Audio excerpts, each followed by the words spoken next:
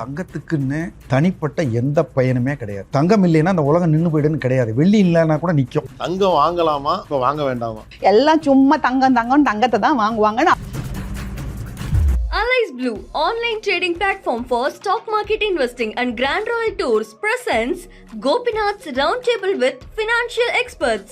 Powered by Howda Pay, powered by Workup, Karthipuram, Coimbator's 200-acre Dream Township premium plots, Arabian Garden Seafood Restaurant, Dr. Srivarma Oil Tarum Ayurveda, Social Eagle AN Digital Marketing Academy, Tamil Nadu's #1 trusted learning platform, Naturals, world's fastest growing saloon chain, Air Fiber Wi-Fi.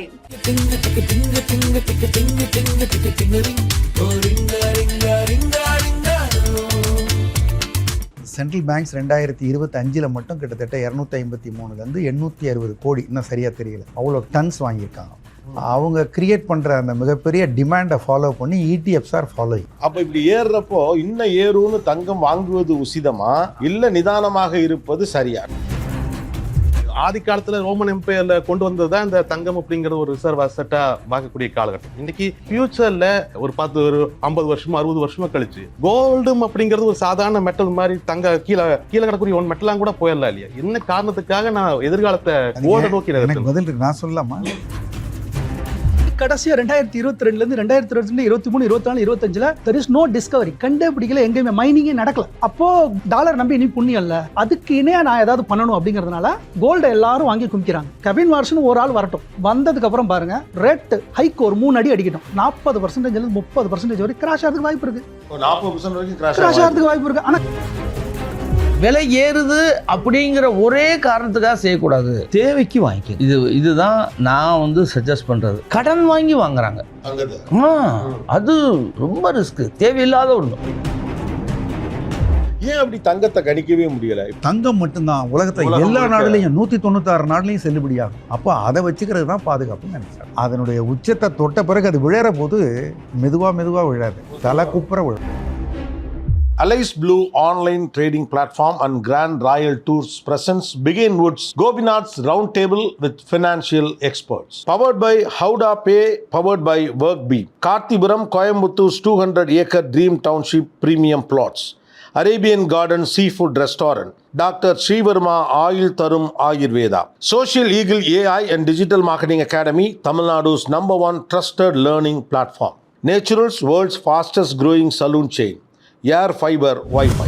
இந்த யூரோப்லாம் meet பண்ணால் இப்போ என்ன weather அப்படின்னு கேட்குற மாதிரி இப்போ இந்தியாவில் என்ன நிலைமை இருக்குன்னா, மீட் பண்ணால் இன்றைக்கி என்ன விலை தங்கம் அப்படின்னு கேட்குறதுக்கு இருக்குது. இதெல்லாம் நிறைய காரணங்கள் ஒரு தங்கம் விலை உயர்வதற்கு இருக்குது அப்படின்னு சொல்கிறாங்க. ஒவ்வொரு காலகட்டத்தில் அது ஒவ்வொன்றா இருந்திருக்கு. இப்போ பேசுகிறப்ப 2025 குறிப்பாக 2023 24 25 இப்போ 26 இருக்கும். இந்த 4 கேட்டகரி, இந்த 4 வருடத்தை கணக்கெடுக்கிறப்ப what is the primary reason for this rally? ஜியோ பாலிட்டிக்ஸா, இல்லை டாலர் மீது இருக்கக்கூடிய நம்பிக்கை இழப்பா, இல்லை வேறு எதுவும் ரீசன்ஸ் இருக்கா, இல்லை மெயினாக சென்ட்ரல் பேங்க்ஸ் நாடுகளே தங்கத்தை வாங்குவதா? எது முக்கியமான காரணம்? I would like to start from Somavalliappan. நீங்கள் சொன்னது மாதிரி இப்போதைக்கு லீடு டாப்பில் இருக்கிற ரீசன் டீடாலரைசேஷன். இப்போதைக்கு என்ன, மற்றவர்கள் யார் எவ்வளோ வாங்கினாலும் அதனுடைய அளவை விட மிகப்பெரிய அளவில் வாங்கக்கூடியது சென்ட்ரல் பேங்க்ஸ் தான். இந்த சென்ட்ரல் பேங்க்ஸ் 2025 மட்டும் கிட்டத்தட்ட 253 860 கோடி, இன்னும் சரியாக தெரியல, அவ்வளோ டன்ஸ் வாங்கியிருக்காங்க. அதனால் யார் லீட் பண்ணுறாங்க, யார் ஃபாலோ பண்ணுறாங்கன்னா, சென்ட்ரல் பேங்க்ஸ் ஆர் லீடிங். அவங்க கிரியேட் பண்ணுற அந்த மிகப்பெரிய டிமாண்டை ஃபாலோ பண்ணி ETFs ஆர் ஃபாலோயிங். ETFs கடந்த ஒரு ஆண்டில் அவங்களும் கிட்டத்தட்ட 800 டன் தங்கம், உலகம் மொத்தமும் தங்கம் வெள்ளி ரெண்டும் சேர்ந்து 800 டன் வாங்கியிருக்காங்க. ஆக்சுவலாக நமக்கு இந்த கிலோ கணக்கில் பேசியாலே பதட்டமாக இருக்கும். 800 டன் கிராமில் தான் வழக்கமாக கிராமில் பேசும்போதே இல்லை, நகைக்கடை அதிபர்கள்லாம் பேசும்போது என்னன்னா, நம்ம இவ்வளோ வந்துடும் அப்படிம்பாங்க. என்ன இவ்வளோ சொல்கிறாங்கன்னு பார்த்தா 1 கிலோக்குமாங்க. அவங்க கிலோவில் பேசுவாங்க, நாங்கள் கிராமில் பேசுவோம். ஆனால் என்னென்னா, ஏன் மத்திய வங்கிகள் இந்த அளவுக்கு கோல்டை வாங்குறாங்க? What is the reason behind this? Gold ஸ்டாண்டர்ட்னு ஒன்று இருந்ததை வச்சு தான் உலகம் சுற்றிக்கிட்டு இருந்தது. கோல்ட் ஸ்டாண்டர்டை 1970 ஹென்ரி கிஸிஞ்சர் காலி பண்ணிட்டார். அப்போவே ஒரு பெரிய ஸ்பைக் ஆச்சு கோல்டு. அவர் 1970 மாற்றின பிக்கஸ்ட் ராலி பெரிய. ஆமாம், கரெக்ட். அது 1971 கோல்ட் ஸ்டாண்டர்ட் நிறுத்தின உடனே ஹை இன்ஃப்ளேஷன் ஆயில் கிரைசிஸ்லாம் இருந்தால் கூட $35 $850 போச்சு. 24x in less than 10 years அப்படி ரேலி ஆச்சு. அதாவது அதனுடைய ஃபீச்சர் என்னென்னா அவங்க வாங்குவாங்க வச்சுருவாங்க, அது வெளியில் வராது. இப்போ உலகத்தில் ஒரு லிமிட்டட் சப்ளை இருக்கிற இது வரைக்கும் க்ரியேட் பண்ணது பத்திரமா இருக்கிற இடத்துலேருந்து ஒரு பெரும்பகுதி போய் ஒரு இடத்துல அடைஞ்சிருது. அப்போ அது சுழற்சியில் இருக்காது. அப்போது மற்றவங்க சுற்றி வர்ற போது அவங்க கைக்கு வரக்கூடியது கம்மியாக இருக்கிறதுனால விலை இன்னும் ஃபாஸ்ட்டாகிடுது.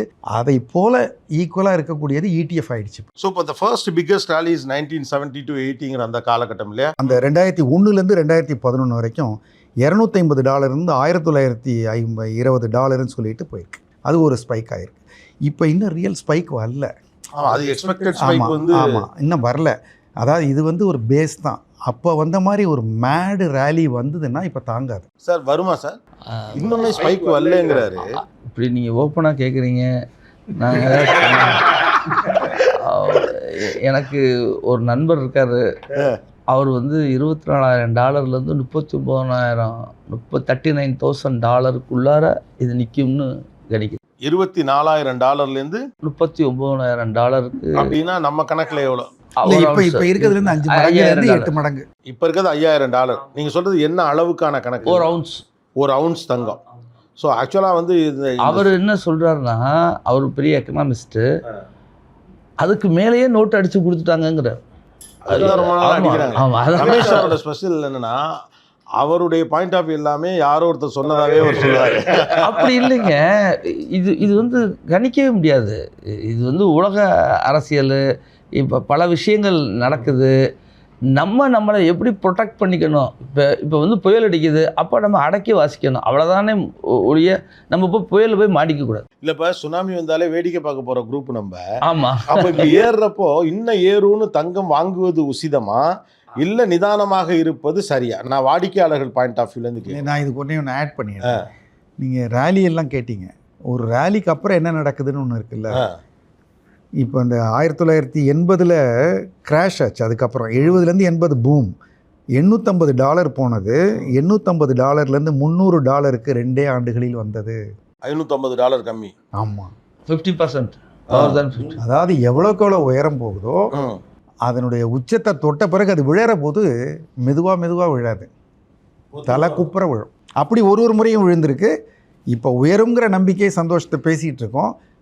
ரொம்ப உயர்ந்தால் என்ன நடக்குங்கிறதும் நம்ம கூட கவனத்தில் வச்சுக்கணும். ஆக்சுவலாக சார் எனக்கு இருக்கக்கூடிய கேள்வி என்னென்னா, ஃப்யூச்சரில் ஏன் கோல்டு ஏறணுங்கிறது தான் பெரிய கேள்வியாகவே இருக்குது. உதாரணத்துக்கு நம்ம இன்னத்த தேதியில் கோல்டு வந்து ஒரு ரிசர்வ் அசட்டாக பார்க்குறோம். அதுக்கு எகென்ஸ்டாக பணம் அடிச்சதுலாம் சார் சொன்ன மாதிரி 1970s முடிஞ்சு போச்சு. ஃப்யூச்சரில் ஏன் கோல்டு ஏறணும்? உதாரணத்துக்கு அது மனம் மின்னுது அப்படிங்கிறதுனாலயா? அப்படி இல்லை. என்னோட முழு கேள்வி என்னென்னா, இண்டஸ்ட்ரியல் யூசேஜ் கிடையாது கோல்டுக்கு. இண்டஸ்ட்ரியல் யூசேஜ்னா அது காப்பர் தான் இண்டஸ்ட்ரியல் யூசேஜ். ஓகே, இண்டஸ்ட்ரியல் யூசேஜும் அது கிடையாது. இல்லை அது பெரிய அளவில் வேல்யூவல் மின்னுது அப்படின்னா அது பார்த்து கண்ணாடி அதை விட மின்னும். ஓகே, அதுவும் கிடையாது. ஸோ ஒரு காலத்தில் இது ரிசர்வ் அசட்டாக இருந்துச்சு. இன்றைக்கும் அது ரிசர்வ் அசட்டாக ஒரு சைக்காலஜிக்கலாக பார்க்குறோம் நம்ம. அப்படி இல்லை, ஆபத் பாண்டவனா தங்கம் தான் இருக்குது. அதான் ஏன் கேட்குறேன். நீங்கள் இப்போ கூட கோவியட்டில் மக்கள் பூரா பொதுமக்கள் பூரா அதை யூஸ் பண்ணி தான் வெளில வந்தாங்க. உண்மை சார். என்னோட ஒரு விஷயத்தை வந்து நீங்கள் இந்த இடத்துல தெரிஞ்சுக்கணும். நம்மளை மாதிரி வளரும் நாடுகள், கிழக்காசிய நாடுகள் பூராமே வந்து மக்கள் தன்னை நம்பி தான் வாழ்வான். யூரோப் நாடுகளில் கவர்மெண்ட்டை நம்பி வாழ்வான். எதாக எடுத்தாலும் கவர்மெண்ட் செய்யணுங்க. இங்கே அப்படி இல்லை. இங்கே வந்து சாதாரண மக்கள்லேருந்து பெரிய மக்கள் வர அந்த ரிசோர்ஸ் சேவிங்ஸ், அதாவது நம்மளுடைய டிஎன்ஏலேயே உள்ள ஒரு விஷயம் வந்து தனக்கும் தன்னை சார்ந்தவர்களுக்காகவும் சேர்த்து வைக்கிறது. அப்போது இது வந்து இத்தனை காலமாக தங்கம் தான் காப்பாற்றியிருக்கு. வேறு எந்த அசட்டும் உடனே லிக்விடிட்டி பண்ண முடியாது. இல்லை, அது கரண்ட் ஸ்டேட்டஸ். அவர் என்ன கேட்குறாருன்னா, ஏன் இதுவே ஒரு யாட்ஸ்டிக்காக எப்போதும் இருக்கணும், தங்கம் ஏன் ஏறணும், அது இன்னொரு மெட்டல் தானே, அவ்வளோதாங்கிற. உற்பத்தி அவ்வளோதானே இருக்குது. இல்லை அதுக்கு மட்டும் இல்லைங்க. இல்லை, அப்போ உற்பத்தி நீங்கள் பார்த்தீங்கன்னா நிறையா பொருள்கள் இன்னும் அதை விட கம்மியான உற்பத்தியில் தான் இருக்குது. ரெண்டாவது, இன்னைக்கு தங்கம் அப்படிங்கிறது மிடில் கிளாஸோட பர்ச்சேசிங் பவரை தாண்டி போயிருச்சு. ஆமாம், அதை ஆல்ரெடி கடந்தாச்சு. நாளைக்கு இந்த ரிசர்வ் அசட்டுங்கிறது ஒரு பிட்காயினாக கூட மாறிடலாம், இல்லை வேற ஒரு பொருளாக மாறலாம். ஆதி காலத்தில் ரோமன் எம்பையரில் கொண்டு வந்தது தான் இந்த தங்கம் அப்படிங்கிற ஒரு ரிசர்வ் அசட்டாக பார்க்கக்கூடிய காலகட்டம். இன்னைக்கு டாலர் வகையை ஒரு வீக் ஆகும் பொழுது நம்ம அதை நோக்கி நகர்றோம். ஃபியூச்சரில் சரி, நகையோட மோகம்னா அது இன்னொரு 4 ஜென்ரேஷன் நகையோட மோகமும் முடிஞ்சு போயிடும். அதுக்கப்புறம் நகை போடுறதுக்கான இதே மோகம் இருக்குமா அப்படிங்கிறதும் தெரியாது. அப்படி இருக்கிற பட்சத்தில் எதிர்காலத்தில் ஒரு 50 வருஷமா 60 வருஷமா கழிச்சு கோல்டும் அப்படிங்கிறது ஒரு சாதாரண மெட்டல் மாதிரி கீழே கிடக்கூடிய ஒன் மெட்டலாம் கூட போயிடலாம் இல்லையா? என்ன காரணத்துக்காக நான் எதிர்காலத்தை கோல்டை நோக்கி எனக்கு பதில் இருக்கு, நான் சொல்லலாமா? சொல்லுங்க. அதாவது தங்கம் வந்து ரேராக இருக்கிறது எல்லாம் கோல்டு ஆகிட முடியாது. ஏன்னா கோல்டுங்கிறது ட்ரெடிஷ்னலாக அக்செப்டட் ஒன்று, அது time tested, for centuries tested. அது லிமிட்டடாக தான் கிடைக்கிது. யாருக்காவது கூட கிடைச்சா கூட கிடைக்கலாம். இப்போ ஒவ்வொரு நாட்டில் ஒவ்வொரு விதமாக நம்ம பணம் வச்சுருக்கோம். இதை இன்னொரு நாட்டோடு நம்ம எக்ஸ்சேஞ்ச் பண்ணணும்னா என் பணம் உன் நாட்டில் செல்லாது, உன் பணம் என் நாட்டில் செல்லாதுன்னா எல்லாருக்கும் பொதுவாக அளவிடுறதுக்கு ஒரு பெஞ்ச் மார்க் வேணும். அந்த பெஞ்ச் மார்க்காக தங்கம் தான் இருக்க முடியும். தங்கத்துக்கு மாற்றாக கிரிப்டோ வந்தால் கூட அதை தொடர்ந்து மைன் பண்ண முடியும். அந்த மைனிங்கில் நிறைய ஆல்டர்னேட்டிவ்ஸ் வந்துட முடியும். அந்த டெக்னாலஜி புரிஞ்சிக்க முடியாது. அதை ordinary people cannot exchange. Gold will always ரிமைன்ங்கிறது தான் நீங்கள் good challenge for debate, but gold will remain. இதில் நான் ஒன்று ஆட் பண்ண விரும்புகிறேன். இது ஏறக்குறைய நம்ம வந்து ஒரு கூட்டு குடும்பம் மாதிரி, உலகமே எல்லாம் நேட்டோ நாடுகள் அது இதுன்னு ரொம்ப ஃப்ரெண்ட்லியாக இருந்தாங்க. திடீர்னு ட்ரம்ப் வந்ததாலையும் வேறு ரீசன்ஸாலையும் அந்த கூட்டு குடும்பம் வந்து பிரிஞ்ச மாதிரி தான் எனக்கு தோணுது. முந்தி வந்து எல்லாருமே அதை நீ என்னோட கோல்டு உங்ககிட்ட இருக்கட்டும், உன்னோட கோல்டு என்கிட்ட இருக்கட்டும், அப்படியெல்லாம் எல்லா கண்ட்ரீஸ்லையும் வச்சுருந்தாங்க, தைரியமாக இருந்தாங்க. இப்போ எல்லாம் கவலை வந்துடுச்சு. அவர் சார் சொன்ன மாதிரி ஒரு 2 நாடுகளுக்குள்ளே உள்ள கரன்சி அப்படின்னா இப்போ கோல்டுங்கிற மாதிரி ஆன பிறகு, எஸ்பெஷலி சைனா பார்த்தீங்கன்னா ஃபுல் ஃபிசிக்கல் கோல்டு வாங்கி குவிக்கிறாங்க. ETF கூட போகிறது இல்லை அவங்க. ஏன்னா அவங்களுக்கு கண்ட்ரோல் வேணும். என்னோட நாட்டு மணி வேறு யாரும் கண்ட்ரோல் எடுத்துடக்கூடாது அப்படின்னு. இப்போ சைனாவை எல்லாருமே ஃபாலோ பண்ணுவாங்க. சென்ட்ரல் பேங்க்ஸ் எல்லாம் வாங்குறதான காரணமும் அதுதான். எல்லாருக்குமே அந்த கண்ட்ரோல், அவர் சொன்ன மாதிரி அது ஒரு முக்கியமான கரன்சி, ஒரு பொதுவான கரன்சி. அதில் யாருக்கு அதிகமான கண்ட்ரோல் எடுக்கிறது அப்படின்னு அவங்க பார்க்குறாங்க.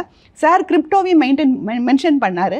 கிரிப்டோவை பொறுத்தளவில் US தான் டாமினேஷன். அதனால் இப்போ சைனா என்ன பண்ணுது, அவங்க ஓன் கிரிப்டோவும் டெவலப் பண்ணிவிட்டு நான் கிரிப்டோக்கு இன்ட்ரெஸ்டே கொடுக்குறேன். ஸோ தட் தன்னோட கிரிப்டோன்னு கொஞ்சம் அட்ராக்டிவாக இருக்கணும், ஏன் பணம் வெளியே போகக்கூடாது. ஆக்சுவலாக மதுரை வீரன் அவர்களுக்கு இப்போது அவங்க சொன்னாங்க, இந்த பிடியை கையில் வைத்துக் கொள்வதற்காக நாடுகளே தங்கத்தை வாங்கி குவிக்கிறதுன்னு. பொதுவாக ஸ்பைக்குக்கான மெயின் ரீசன் வந்து இந்த பிடியை கையில் வைத்துக் கொள்வதா, இல்லை உலகத்தினுடைய ஒரு பொருளாதார மந்தநிலை வருகிற போது ஏற்படுகிற பயமா? இல்லை, இவர் ட்ரம்ப் வர்றதுக்கு முன்னாடியே வந்து ரேட் கட் ஒரு 3 தடவை பண்ணார் பைடன். அப்போது டாலரோட மதிப்பு கம்மியாயிடுச்சு.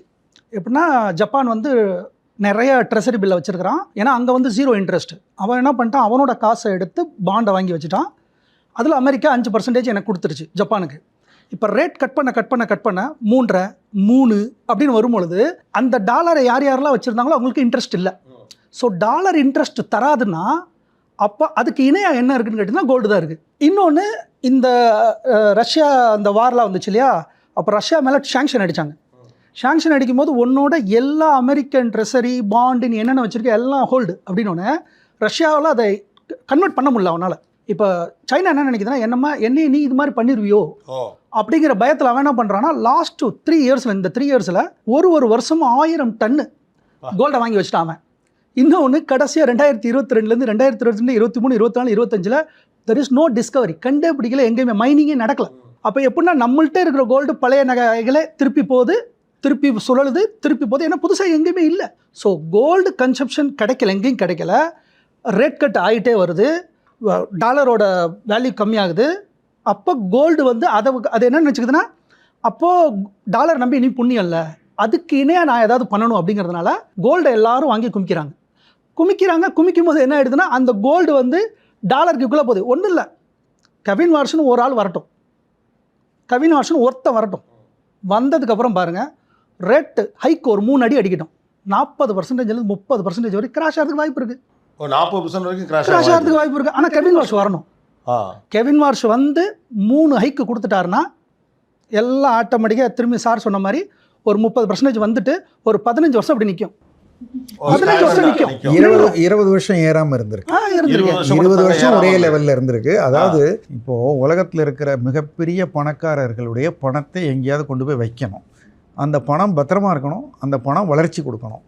பணம் பத்திரமா இருக்கணும் அப்படின்னா உலகத்தில் வளர்ச்சியும் கொடுக்கணும்னா, இந்த உலகத்தில் இருக்கிற நாடுகளிலே வளமான பெரிய நாடு அமெரிக்கா அரசாங்கம் வெளியிடுகிற அவர்களுடைய கடன் பத்திரங்கள் தான் உலகத்தில் இதுவரைக்கும் பார்க்கப்படுறதுல ஒரு ரொம்ப very strong and safe asset. அதில் தான் எல்லாரும் பணம் போடுறாங்க. இந்தியா உட்பட அனைத்து நாடுகளும் ரிசர்வாக தான் வச்சுக்கிறாங்க. இப்போ அந்த அமெரிக்கா ரிசர்வ்ஸை வச்சுருந்த ரஷ்யாவினுடைய பணம் செல்லாதுன்ட்டான். ஐரோப்பாவோட பிரச்சனை பண்ணுறான், எல்லா பிரச்சனை பண்ணாதவங்களே இல்லை. அப்போது டாலரை நம்பி இருக்கிற அதில் டினாமினேட் ஆகிற ஒரு யூஎஸ் ட்ரெஷரியை நம்பி நம்ம வச்சுருந்தா இவனோட பகைச்சிக்கிட்டா நம்ம பணம் செல்லாதுன்னு சொல்லிடுவான் போல் இருக்கு.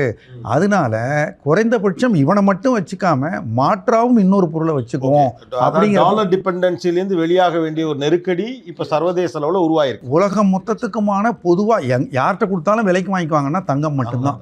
அதனால டாலரை எல்லா இடத்துலையும் வாங்கிக்குவாங்க. மலேசியா, சிங்கப்பூர்லாம் டாலர், யூஎஸ் டாலரை வாங்கிக்குவாங்க. பல நாடுகளில் தங்கம் மட்டும்தான் உலகத்தில் எல்லா நாடுலையும் 196 நாடுலையும் செல்லுபடியாகும். அப்போ அதை வச்சுக்கிறது தான் பாதுகாப்புன்னு நினைக்கிறாங்க. ஓகே, இந்த சர்வதேச அளவிலான வர்த்தக போக்கு எல்லாத்தையும் தாண்டி நம்ம உள்ளூருக்கு வருவோம். தங்கம் வாங்கலாமா, இப்போ வாங்க வேண்டாமா? தேவைக்கு வாங்கிக்கோங்க. இதுதான் நான் வந்து சஜஸ்ட் பண்ணுறது. எப்பயுமே வந்து அல்லது சேவிங்ஸ்க்கு வேணும்னா உங்களுடைய அஃபோர்டபிலிட்டி, உங்களுடைய சேவிங்ஸில் ஒரு 25% அதில் பார்க் பண்ணுங்கள். விலை ஏறுது. என்ன கேட்குறேன்னா, ஒரு சாதாரண காலகட்டத்தில் இப்போ ரமேஷ் சார்ட்ட வந்து நம்ம கேட்குறோன்னா இந்த அட்வைஸ் அவர் கொடுக்குறாரு. ஆனால் நான் என்ன கேட்குறேன், சாதாரண காலகட்டத்தில் வந்து தேவைக்கும் வாங்கிக்கோங்க, ஆசைக்கும் வாங்கிக்கோங்கன்னு. ஓகே, இப்போ வந்து என்ன வேணாலும் நடக்கலாம். அப்போது நம்மள்ட்ட டாலரன்ஸ், நம்மளுடைய தகுதி, நம்மளுடைய கேப்பபிலிட்டி, தாங்கும் திறன், அது என்னன்னு அவரவருக்கு தான் தெரியும். தாங்கும் திறன்னா எவ்வளோ விழுந்தாலும் அடிவாங்காத அளவுக்கான. ஆமாம், அஃபோர்டபிலிட்டி. உங்களுக்கு சரி, நம்ம ஒரு சொத்து வாங்குகிறோம். அதாவது சார், இதில் ஒரு பெரிய ஷேர் மார்க்கெட்லையும் தங்கத்துலேயும் உள்ள ஒரு வீக் பாயிண்ட் என்னென்னா, இப்போ சொத்து வாங்குகிறோம், அதை நம்ம கண்டுக்கவே மாட்டோம். அது பாட்டுக்கு தாத்தா வாங்கினது அது அப்படி விலைன்னு சொல்லுவாங்க, ஆனால் அதை நம்ம இது பண்ண மாட்டோம். பட் தங்கமோ ஷேரோ ஏறினாலும் உடனே நம்ம ஆக்ட் பண்ணுறோம், ரியாக்ட் பண்ணுறோம். லாங் டேர்மாக நீங்கள் இதை ஹோல்டு பண்ணுறதா இருந்தால் வாங்கலாம். ஓகே, நீங்கள் வந்து இப்போ உள்ள காலம் எப்படி இருக்குன்னு சொன்னால், கடன் வாங்கி வாங்குறாங்க. அது ரொம்ப ரிஸ்க்கு, தேவையில்லாத ஒன்று. கடன் வாங்கி தங்கம் வாங்க சார். இப்போ அவர்கிட்ட 10 பவுன் இருக்குன்னா கொண்டு போய் பேங்க்கில் அடகு வைக்கிறார் சார். அந்த பணத்துக்கு வந்து 8 பவுன் வாங்குறார் சார். அப்போ இதை கொண்டு போய் அடகு வைக்கிறார் சார். திருப்பி 6 பவுன் வாங்குறார் சார். இதெல்லாம் நாட் அட்வைசபிள். ஆனால் இப்போ ஒரு மிடில் கிளாஸ், அதுக்கு கீழ் கொஞ்சம் லோ மிடில் கிளாஸ்க்கு நடுவில் ஒரு லேயர் இருக்குது. இவங்க எல்லாருமே தங்க நகை கடன் இருக்குல்ல, இதை பெரிய அளவுக்கு பல்வேறு சூழலில் டிபெண்ட் பண்ணுறாங்க. இன்னும் சொல்ல போனால் அதை வச்சு ரொட்டேட் பண்ணுறது அப்படிங்கிற ஒரு மைண்ட் செட் இருக்குது. அப்போ தங்க விலை கூட கூட கூட நான் வாங்கி இங்கே வச்சேன்னா எனக்கு அதுலேருந்து கிடைக்கக்கூடிய கடன் விலை அளவும் அதிகமாகுது. ஆமாம், அப்போ அதுவுமே இப்போ தங்கம் இஎம்ஐ பேமெண்ட் பண்ணுறதும் ஜாஸ்தி ஆகும்ல. இல்லை, ஆனால் அந்த போக்கு தங்கம் வாங்குறத என்கரேஜ் பண்ணுதான்னு கேட்குறேன். பண்ணுது. இப்போ நாங்கள் எதாவது தேவையில்லாதது அது வந்து உங்களுடைய ஃபினான்சியல் கெப்பாசிட்டியை பொறுத்து நீங்கள் செய்யணும். விலை ஏறுது அப்படிங்கிற ஒரே காரணத்துக்காக செய்யக்கூடாது. விலை ஏறுது சந்தோஷம், ஆனால் விலை இறங்கினாலும் நம்மளால் தாங்க முடியணும். இப்போ யாராலையுமே இப்போ 5000லேருந்து 24,000 போகும்னு யாரோ ஒருத்தர் சொல்கிறாங்க அப்படிங்கிற லெவலில் தான் அதை சொல்ல முடியும். அது யூகம். இது வந்து இந்த 5000லேருந்து 6000 போகுங்கிறத கூட யாராலையும் உறுதியாக சொல்ல முடியாது. ஏன் அப்படி தங்கத்தை கணிக்கவே முடியலை? இப்போ வந்து ஒரு ஸ்டாக் மார்க்கெட்டில் ஒரு ஷேர்லலாம் ஓரளவு கணிச்சு, அதுவும் கொஞ்சம் யூக வணிகம் தான் அப்படின்னாலுமே கூட முந்தின எக்ஸ்பீரியன்ஸஸ், அதோடைய ட்ராக் ரெக்கார்ட்ஸை வச்சு அதை கணிக்க முடியல. அப்படி தங்கத்தினுடைய விலைப்போக்கை, வளர்ச்சி போக்கை ஏன் கணிக்க முடிவது? அது நாகராஜ் சார் சொன்னார்ல, அது கரெக்டு தான். அதாவது தங்கத்துக்குன்னு தனிப்பட்ட எந்த பயனுமே கிடையாது. தங்கத்தை வச்சு நம்ம தங்கம் இல்லைன்னா அந்த உலகம் நின்று போயிடுன்னு கிடையாது. வெள்ளி இல்லைன்னா கூட நிற்கும். ஆமாம், தங்கத்துக்கு அப்படி கிடையாது. ஆனால் தங்கம் வந்து அதுக்கு வேற ஒரு பயன் இருக்குது. எல்லோரும் நம்பத்தகுந்த ஒரு பொருள், எல்லோரும் ஏற்றுக்கொள்ளக்கூடிய ஒரு பொருள், எல்லோருக்கும் தேவைப்படுகிற ஒரு பொருளுங்கிறதுனால அது ஏறுது. அவ்வளோதான் அது அந்த பொருள். அதனால இது ஏன் ஏறும்னா, எல்லாருமா சேர்ந்து வாங்கணும்னு முடிவு பண்ணால் ஏறும். ஐயையோ என்கிட்ட காசு இல்லைப்பா, நான் வாங்கினதை விற்று லாபத்தை நான் பதிவு பண்ணி முதல்ல நான் தப்பிச்சு போயிடுறேன் இறங்குறதுக்கு முன்னாடி நினச்சா இறங்கிடும். ஆனால் நிறுவனத்தினுடைய பங்குகள், நிறுவனம் செயல்பட்டால் நல்லா செயல்பட்டுக்கிட்டே இருந்தால் விலை இறங்கினா கூட தைரியமாக வச்சுக்கலாம், திரும்ப வந்துடும். அதுதான் ஃபங்க்ஷன் ஆஃப் ப்ராஃபிட்டு. இதில் ப்ராஃபிட்டே கிடையாது. அப்போ இதில் இப்படி கணக்கெடுத்துக்கலாமா, தங்க விலையேற்றத்திற்கான காரணம் இதுதான் என்று தீர்மானிக்க முடியலை அப்படிங்கிற பட்சத்தில் அதோடைய போக்கையும் நம்ம பெருசாக கவனிக்க முடியாது. இல்லை, இன்னொன்று எனக்கு ஒரு ஐடியா இருக்குது சார். என்னென்னா, ஜனவரி மாதம் பார்த்தீங்கன்னா ஸ்டாக் மார்க்கெட்டில் ஷேர்ஸை விட தங்கம் வாங்கினது அதிகமாக இருந்தது. ஏன்னா நீங்கள் உங்களோட ஷோவில் நான் ஒன்று பார்த்தேன், ஒரு லேடி சொன்னாங்க 2500 ஸ்கீம் இருக்குது மியூச்சுவல் ஃபண்டில், 5000 ஸ்டாக் இருக்குது, என்னால் அத்தனையும் ஸ்டடி பண்ணி வாங்க முடியாது. ஆனால் கோல்டு எனக்கு தெரியும், நான் வாங்கி வைக்கிறேன், தைரியமாக நான் வாங்கி வைக்கிறேன். அந்த மென்டாலிட்டி இப்போ நிறைய பேருக்கு வந்துடுச்சு. அதனாலயும் பீப்புள் அதோட நிறைய குவார்டர்லி ETF ரிசல்ட்டை பார்க்க வேண்டாம், எம்டி மாறிட்டாரான்னு பார்க்க வேண்டாம், ஒரு பிரச்சனையும் இல்லை. கிடையாது. ஸோ ஈஸியாக போயிடலாம். அஃபோர்டபிலிட்டி அவங்களுடைய தகுதிக்கு தகுந்த மாதிரி.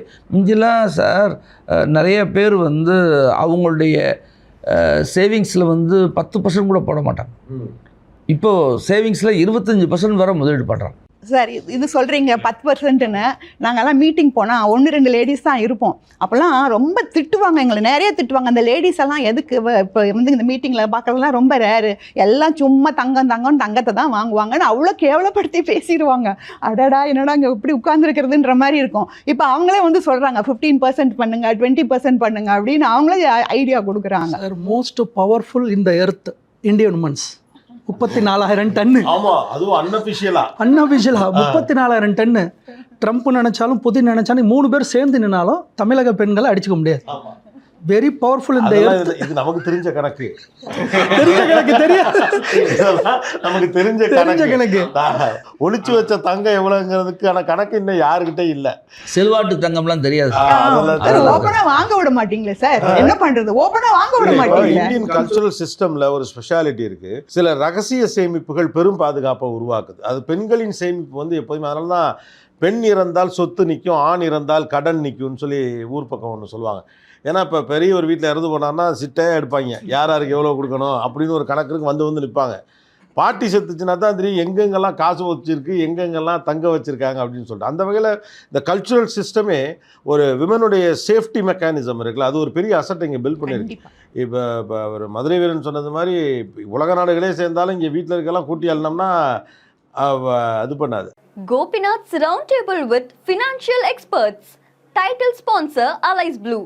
Online trading platform for stock market investing and Grand Royal Tours. உங்க ஒவ்வொரு ட்ரிப்பையும் ஸ்வீட் மெமரிஸ் ஆக்க Grand Royal Toursக்கு வாங்க. Powered by Howda Pay. Powered by Workup, a unified platform for finance, accounts and HR. Kartipuram 200 acres township in Coimbatore.